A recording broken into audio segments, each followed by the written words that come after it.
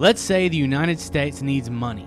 Instead of issuing their own United States notes backed by their own credit, they issue treasury bonds.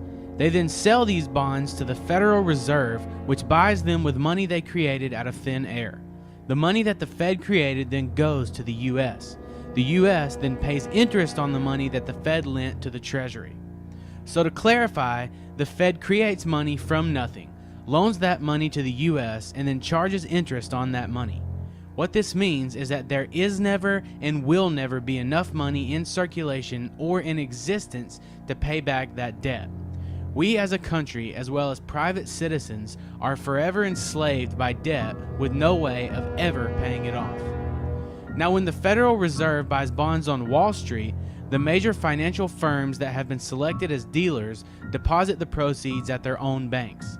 Fed rules require banks to keep 10% of their deposits in reserves, but the bank is free to issue loans equal to the remaining 90%.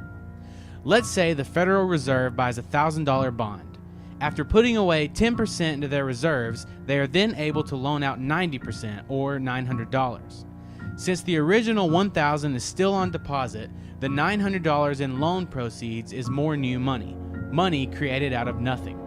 A total of $1,900 of new money is now available in the economy. Now the person that took the $900 loan spends that money. The payee then deposits the $900 into their bank account, and once again, reserves and deposits increase.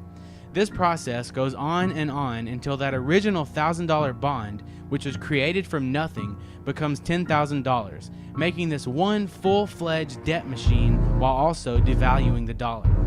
The more money that is out in the economy, the more the value decreases. There's no wonder that since the implementation of the Federal Reserve in 1913, the dollar has lost over 95% of its value. The US dollar will eventually be destroyed due to an overwhelming financial crisis, and a globalist-run monetary authority will come along to save the day. And much like the Fed pretends that its goal is to prevent another Great Depression, the global currency will pledge to prevent another financial crisis, thus putting more power into the hands of a few and enslaving humanity that much more.